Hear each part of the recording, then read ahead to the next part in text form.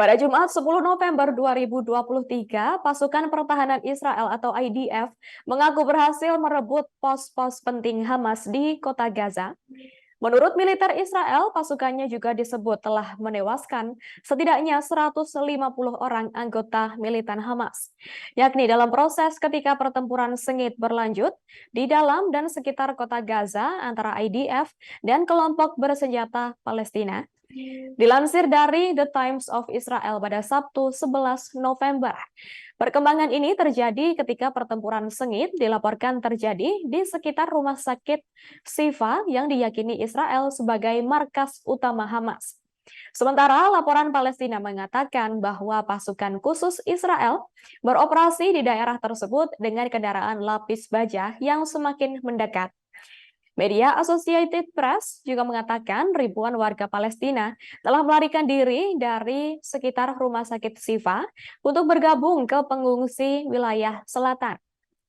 Kemudian media The Wall Street Journal melaporkan bahwa pihak berwenang di rumah sakit telah mulai mengevakuasi pusat medis tersebut menyusul perintah dari militer IDF.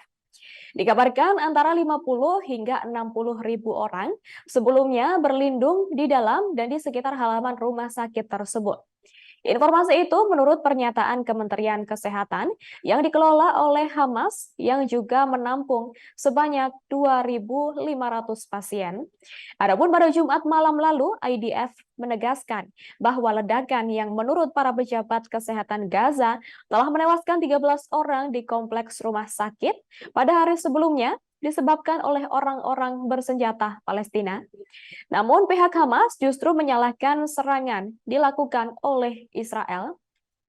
Adapun juru bicara IDF dalam bahasa Arab, Avichai Adrai, mengatakan bahwa ledakan itu disebabkan oleh rudal Hamas yang diluncurkan ke arah pasukan Israel yang beroperasi di dekat rumah sakit.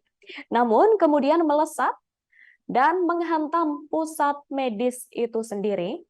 Dikabarkan pernyataan Adrai itu mengutip dari analisis sistem operasional IDF. Di sisi lain, laporan Palestina juga mengabarkan ada ledakan lain di sekolah Al-Burak di kota Gaza yang menewaskan 50 orang.